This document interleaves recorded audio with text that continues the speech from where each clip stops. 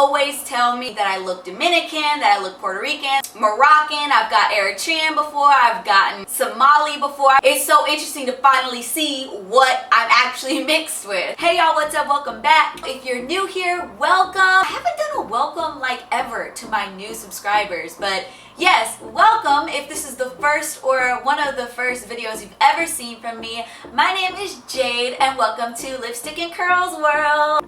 Okay, so now that I'm done being extra, this video is all about my experience figuring out what I'm mixed with. I did the Ancestry DNA kit where you basically spit in this little container and then you send it off, and they basically break down your genetic background based on ethnicity. So to start off, I am biracial. My mother is African American or black and my dad is white. My mother is from North Carolina / spent a little time in Philly, and her family is from North Carolina, and then my dad is from Iowa. Most of his family is from Iowa, and yeah, I think that's pretty much it. Before I did this test, I really didn't know anything about my mom's genetic background.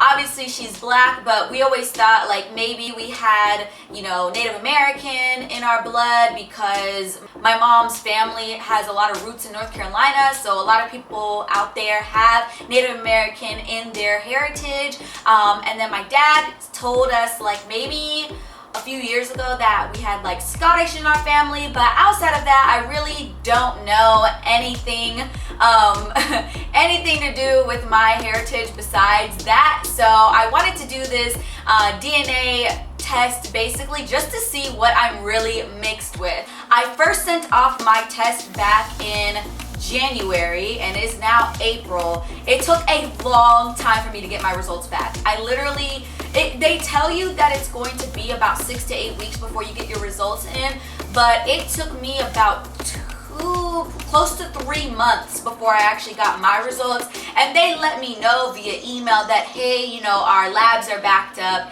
and you may not get your results for a little bit while longer. So I'm going to share with you guys my results and kind of how like everything is broken down. The first cool thing about this is that they actually show you, whenever you get your results, they show you like a little map here, so you can see what regions and stuff that your lineage is, you know, pulling. For me, right off the bat, I can see that I have majority Europe and majority Africa and then America. So that's it for me. I thought I was gonna have like maybe specks here and there around other parts of the world, but no, it's just like straight West Africa and like the upper northeast. So after the map, it also says ethnicity estimate. So it tells me specifically broken down into percentages where each part of me comes from. So 32% is Europe West, 16% is Great Britain, and 11% is Cameroon Congo. Another 11% is Nigeria. Cool, I'm Nigerian. I know so many people who are from Nigeria, so it's kind of funny to see that in my mix as well. And then Benin / Togo is 7%. And then everything else is kind of like lower than that. Interesting, Asia is like all zero, so no Asian in me whatsoever. It also looks at European Jewish, 0, Scandinavia, 0, America, 0 Native American. What? I really thought that my mom had Native American in her somewhere, I swear, y'all, because I don't know why I thought that. I mean, because obviously, like historically, a lot of Native Americans were like settled in the area that my mom is from, or my mom's family is from. But to see like 0 Native American was kind of surprising. Pacific Islander, 0, West Asia, 0. In Africa, I have 43%. From Europe is 57%. So that is what the percentages come out to. It also breaks down your genetic community. So it gives you like a historical overview, kind of telling you how those people got to that area. So here it says, most African Americans in this genetic community can trace their ancestry back to West Africa.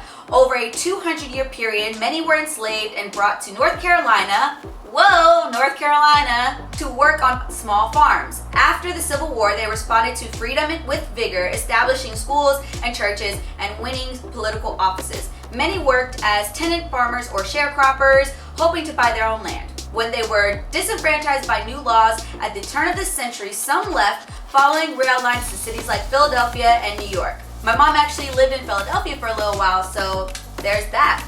Others stayed and worked for a change, whether by uniting to protest or simply by succeeding despite obstacles. It also says historical insights, so it says life as an enslaved African American and life aboard a slave ship. So it just gives you more history about what those people went through during that time. Wow, this is actually really cool. And honestly, I personally really appreciate detail in these like overview and like learning about the genetic communities, because I know a lot of people who don't know this type of information, especially about Black history. A lot of people don't learn this information in schools, in American schools. So I appreciate the fact that it's all here for you to really be able to dive in and learn about where you come from.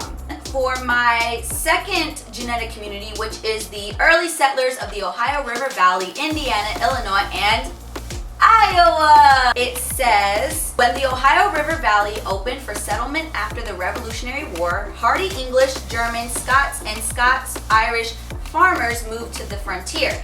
After a series of brutal wars with native tribes, they pushed west into the prairies. Settlers planted corn. My dad lived on a corn farm, or in a community where they farmed corn. And a lot of his, well, not a lot, I would say some of his family still live in this community where farming and corn is like the main industry to work in. The land into what became known as the Corn Belt. Over the years, railroads, factories, and auto plants transformed the wilderness region into an urban and commercial land. That's pretty standard of knowing, kind of like, you know, when the early Americans started migrating around the U.S. That's kind of, you know, we kind of knew that part of our history from school and whatnot. Those are my results. I'm kind of not surprised, but surprised that it wasn't more, you know, sprinkled around the world. I really thought that I was gonna be like a mix of something random that I had no idea about, but no, we're pretty basic over here, just black and white, you know. Black slave, white person who may or may not have owned slaves is in my lineage, and that is it. This was actually really fun. I'm like a history buff, so I like to know where things come from and how we got to be where we are now. So stuff like, you know, Ancestry DNA have always really intrigued me. Hope you guys enjoyed this video. Don't forget to like and subscribe. Until next time, I will see you guys in my next video. Bye.